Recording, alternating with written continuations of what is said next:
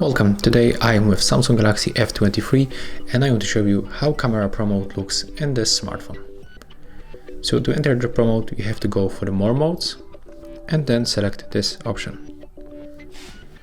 So right here I'm gonna show you all of these parameters that we can set up automatically and also manually, and also I'm gonna show you what we can find right here in these icons. Okay, so let's start.